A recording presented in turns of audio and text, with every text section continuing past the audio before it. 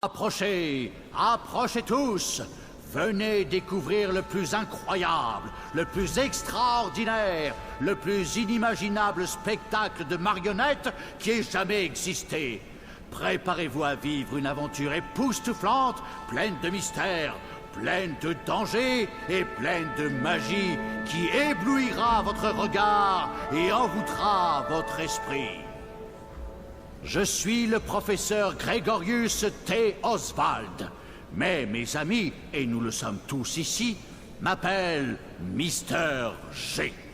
Le conte fantastique que nous vous présentons aujourd'hui s'intitule « L'extraordinaire voyage d'un garçon nommé Kotaro ».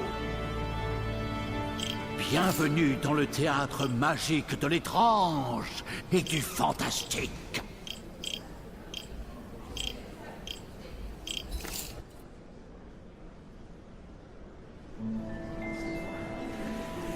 Il était une fois, avant que ça devienne la pagaille, une magnifique déesse qui régnait sur le royaume de la Lune. Mais un jour, Nounours, que la déesse lunaire chérissait plus que tout, lui vola deux de ses biens les plus précieux, la pierre de lune noire et une paire de ciseaux magiques du nom de Calibrus. Après s'être autoproclamé roi ours de la Lune, il envahit le château de la déesse, réduisit la pierre de lune blanche en morceaux. Il était une fois, il était maintenant, oui. La Lune est à moi. Alors passe au moment où ça parle de moi. Oui, oui, bien sûr. Tous les lunéens furent stupéfaits de voir la déesse lunaire vaincue. Et que dire lorsque l'incomparable roi ours de la Lune... C'est mieux. ...offrit un fragment de la pierre de lune à chacun de ses généraux, semant le chaos partout sur la Lune. Oh oui, les 3 années qui suivirent furent très particulières. Mais par où commencer ?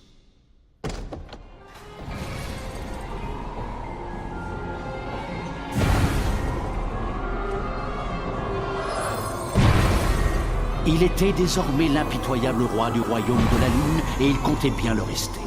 Alors, nuit après nuit, il dérobait les âmes des enfants et les enfermait dans des pantins de bois, condamnés à défendre le château de Grisby. Mais par une nuit ordinaire, un événement ô combien extraordinaire allait se produire. Oh, le pauvre petit, regarde, Yin Yang, une nouvelle nuit, une nouvelle âme.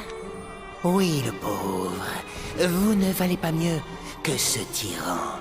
Combien d'enfants allez-vous envoyer vers une mutilation certaine avant de comprendre que vous perdez votre temps?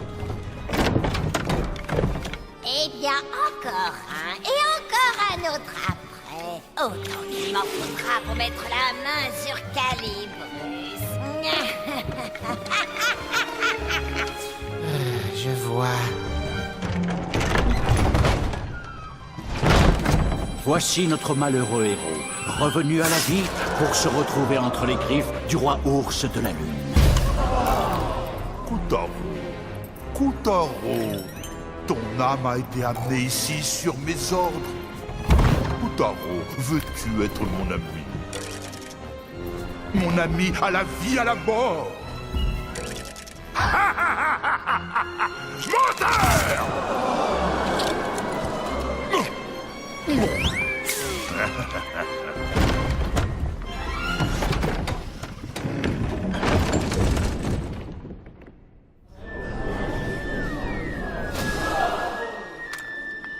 Ah, mes moustaches. Encore un idiot qui a laissé sa tête dans la panse du roi ours de la Lune. Ça va mal finir si tu te promènes sans caboche. Et c'est moi qui devrais nettoyer. Allez, viens, on va te trouver quelque chose à mettre à la place. Une tête de secours. Qu'est-ce que c'est que ce bruit? Un coffre à caboche. On pourrait en profiter. Ça devrait faire l'affaire. Te voilà parer. Pense aux coffres à caboche. Ce sont des objets étranges, mais ils contiennent des têtes très utiles. Il suffit de les toucher pour qu'ils révèlent leur trésor. Tu sais, un jeune écervelé comme toi devrait toujours avoir au moins 2-3 têtes sous la main. Mieux vaut être prévoyant. Oh, en voilà un autre. Tu as vu? Je te l'avais dit. Nom d'un grizzly!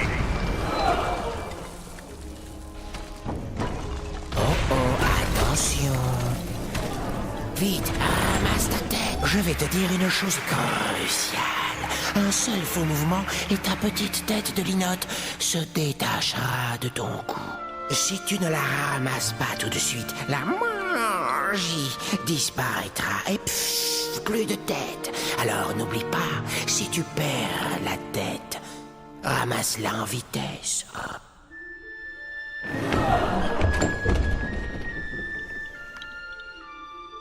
Ah, encore une chose, les éclats de lune. Viens, je vais te montrer.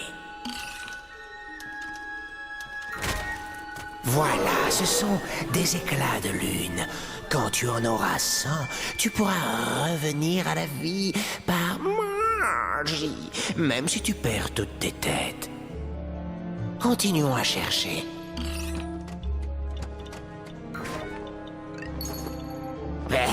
Les culottes de la sorcière.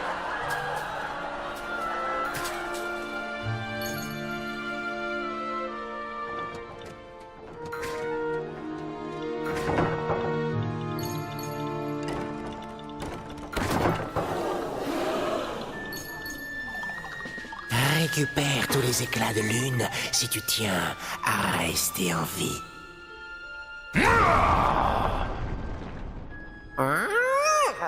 Ce roi ours est toujours mal luné. Par mes moustaches. Regarde ça. Tu vois ce symbole de tête? Tu sais, chaque tête renferme un pouvoir magique. Elles réagissent aux endroits et aux objets qui leur correspondent. Allez, tu n'as qu'à essayer. D'abord, choisis la bonne tête. Utilise le pouvoir magique.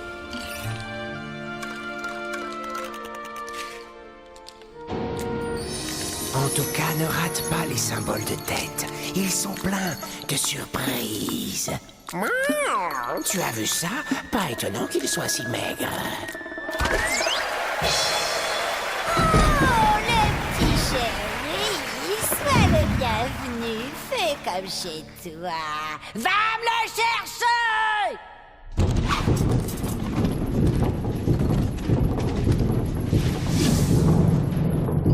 Tu ferais bien de suivre cette fourchette. La sorcière a horreur d'attendre.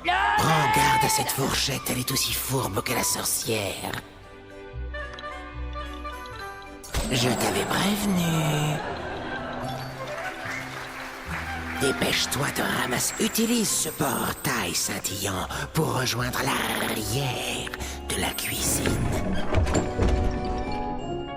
Ne vous y trompez pas, Koutaro n'était pas seul dans son malheur.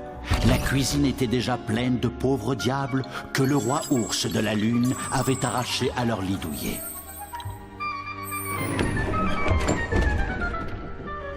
Ces enfants avaient été chargés de nourrir le roi, une tâche absolument impossible à accomplir, car son appétit était aussi grand et insatiable que sa soif de pouvoir. Méfie-toi, flammes et pantins de bois ne font pas bon ménage. Tous ces fragments de lune ne va pas te faire griller pour les attraper.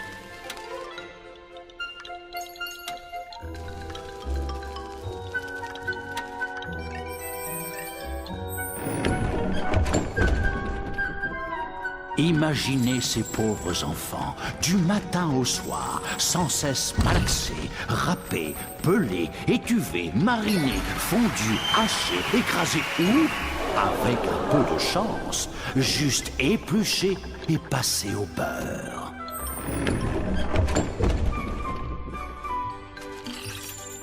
Quel délicieux fumé! Ce n'est sûrement pas la sorcière qui l'a fait. c'était mon déjeuner. Tu sais, il y a un peu de magie dans chaque tête. Tu as une idée? Une tête de hamburger? Et c'est sur ce sandwich. Ah, revoilà le symbole de tête.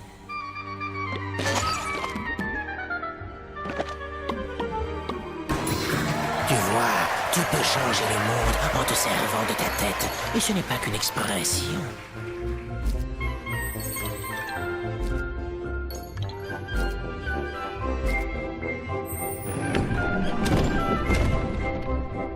La sorcière, au cas où vous vous poseriez la question, était une vilaine mégère du nom d'Esma Potts. On pourrait croire qu'une telle adepte du chaudron s'y connaîtrait un tant soit peu en cuisine. Que nenni.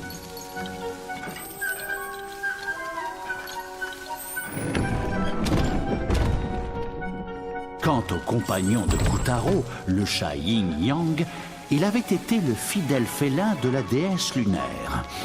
Pour sûr, sa nouvelle maîtresse était beaucoup moins chic.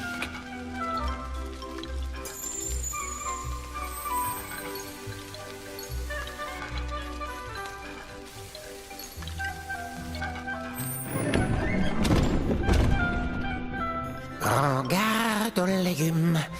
Dans cette cuisine, le cuistot est dingo et les victuailles veulent t'écrabouiller.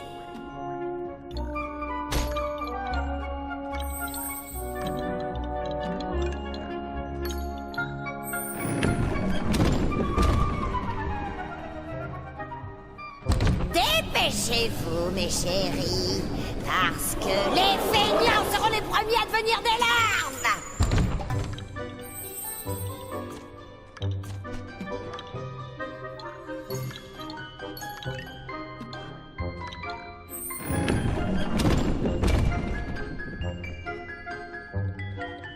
Approchez, mes chéris, que je ne vous vois plus.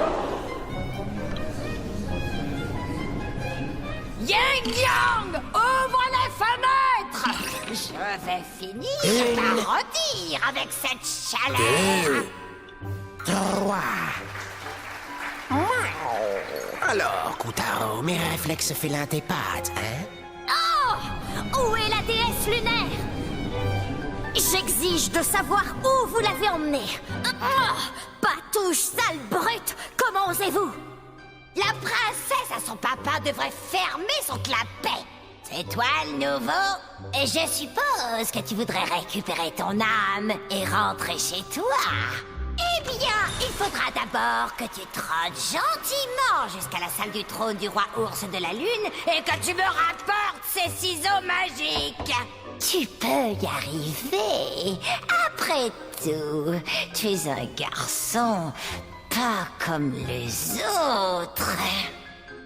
Tu parles. Combien de garçons, pas comme les autres, sont déjà passés par là? Yin Yang, tu lui tiendras compagnie. Poupi miaou. Il faut qu'on aille à la salle du trône pour trouver Calibrus. On va se poiler.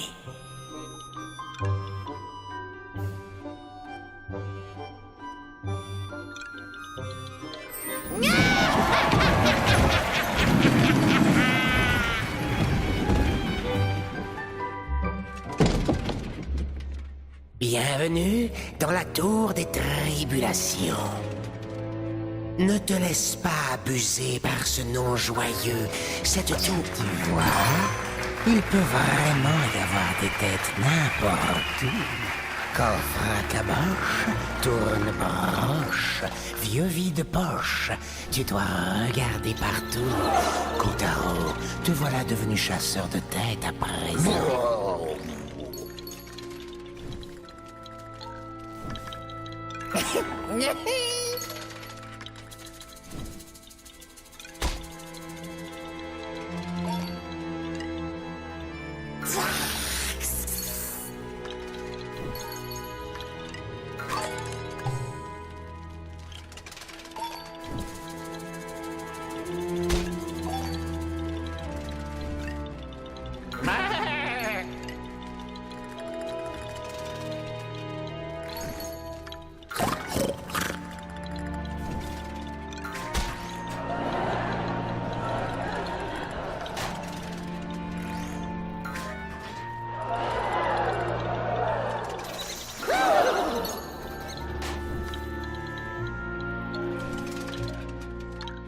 Non,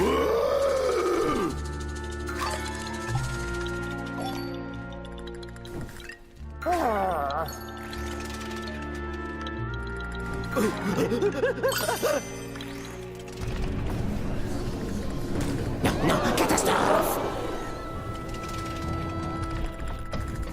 Alerte! Grosse boule en approche! Baisse-toi si tu ne veux pas te faire chambouler! Tu es toujours entier? Abracadabra!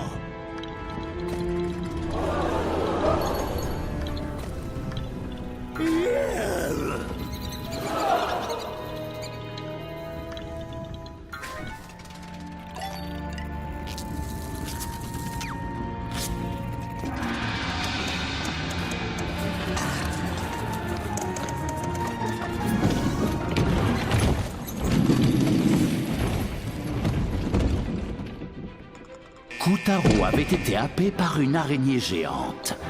Mais pourquoi ne l'avait-elle pas dévorée? Peut-être bien que l'énorme arachnide l'avait pris pour l'un de ses 10 000 enfants. Ah oui, pas facile de s'y retrouver, même avec 4 paires d'yeux.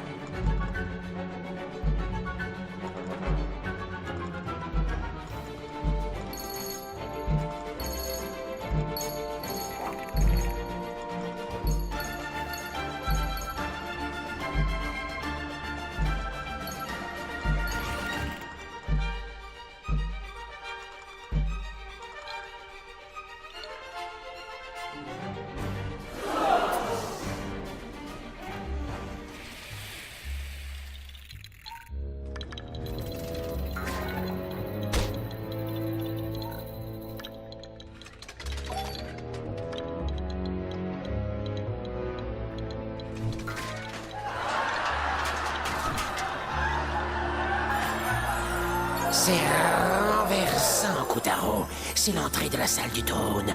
Personne n'est jamais arrivé si loin.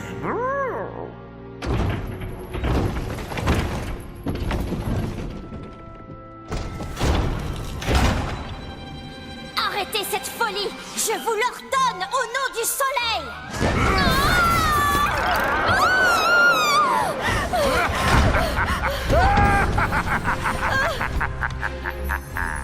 Bon sang, mais vous êtes malade! Est-ce que vous savez qui je suis? Mon père va en faire une éruption! Attendez, sire. Et si elle avait raison? Le soleil a un tempérament explosif. Ha! Que peut-il faire? Je retiens captive sa fille chérie! Mais bien sûr, sire. Et même si ce n'était pas le cas, votre majestitude suffirait largement à éclipser le soleil. Ha! J'ai préparé une chambre spécialement pour vous, ma chère princesse.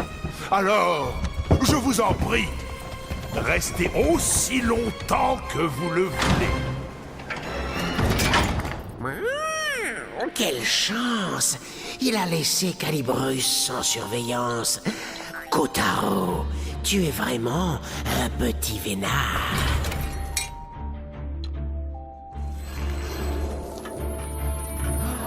Là, devant notre héros, tournoyait la paire de ciseaux la plus impressionnante qui soit, l'inimitable Calibrus. Mais Calibrus était prisonnier de lianes tortueuses, engendrées par la magie maléfique du roi ours de la lune. Kotaro, voici Calibrus. Calibrus n'est pas une paire de ciseaux comme les autres. Elle servait la déesse lunaire. Avance, petit, et prends ton destin en main.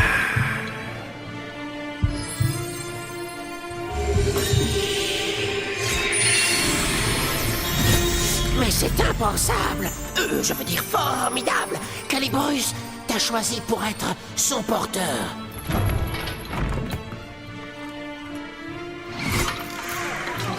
C'est ainsi que la chance finit par sourire à Kotaro. Après tout, il était désormais le propriétaire d'une paire de ciseaux enchantés. Mais il y avait quelques inconvénients. En effet, Calibrus appartenait au roi ours de la lune.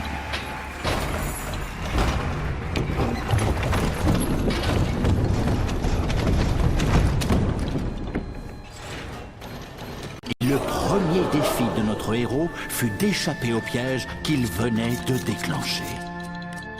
Crotte de souris, nous voilà dans le pétrin. Oui, c'est la clé de notre évasion.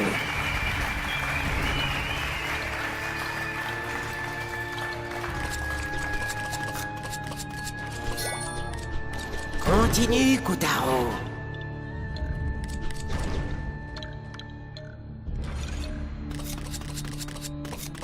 On sera sorti en un rien de temps.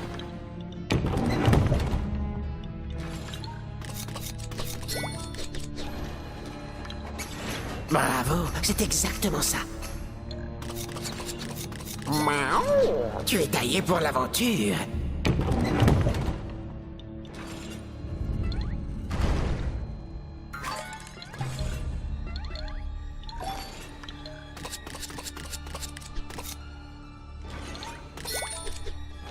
Tu vois, si tu prends soin de Calibrus, Calibrus prendra soin de toi.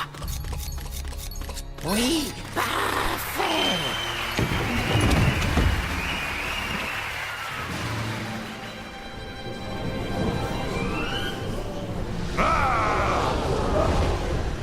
Qui ose poser ses pattes sur ce qui m'appartient? Mes pièges! Comment es-tu sorti? Et d'abord, comment es-tu entré? Misérable! Et qu'as-tu fait à ma salle du trône? Garde! Arrêtez ce voleur! D'un seul et même élan, les larves fondirent sur notre héros chancelant. Kotaro ne se doutait pas que chacune d'elles renfermait l'âme d'un enfant tout aussi effrayé que lui.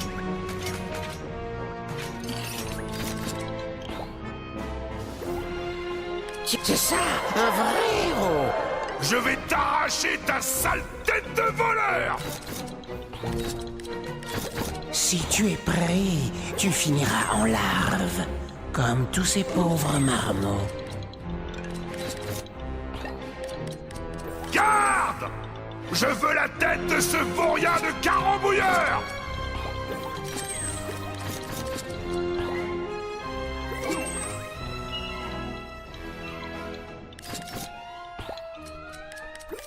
Garde! Hein? Garde! Oh, faut tout faire soi-même.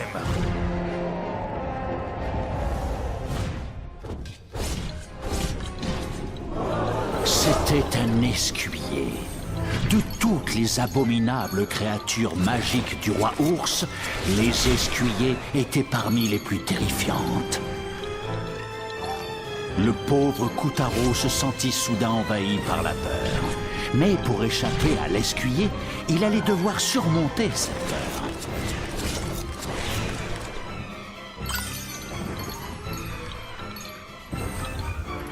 Alors que le combat faisait rage, le garçon découpait, tranchait et taguait, pleinement conscient que sa vie ne tenait qu'à un fil.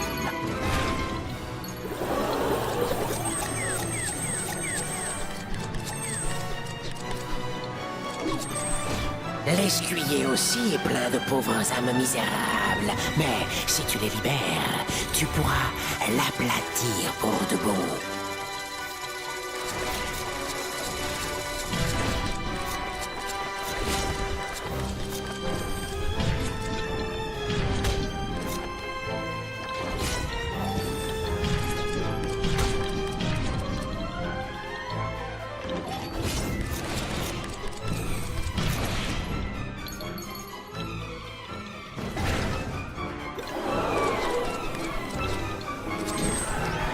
Victoire!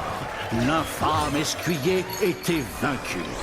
Brandissant le légendaire Calibrus, Kotaro venait de faire le premier pas de sa grandiose aventure.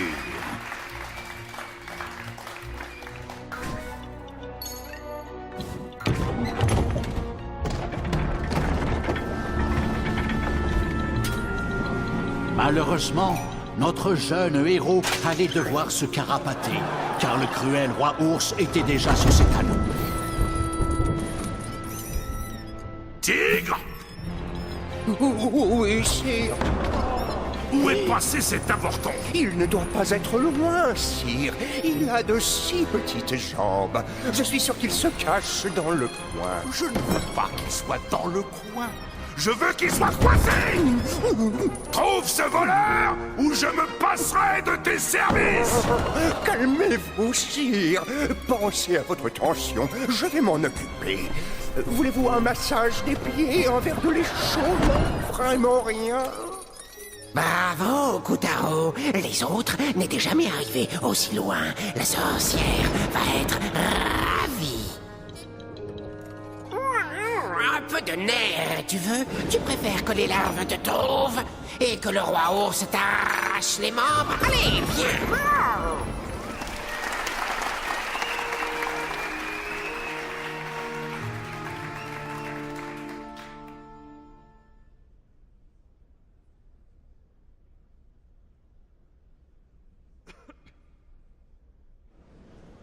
En quelques coups de calibrus, Koutaro écrasa la créature cauchemardesque et libéra les âmes des malheureux marmots des mains du machiavélique ennemi. Bien joué, Koutaro. Les âmes libérées étaient déjà en route pour la Terre.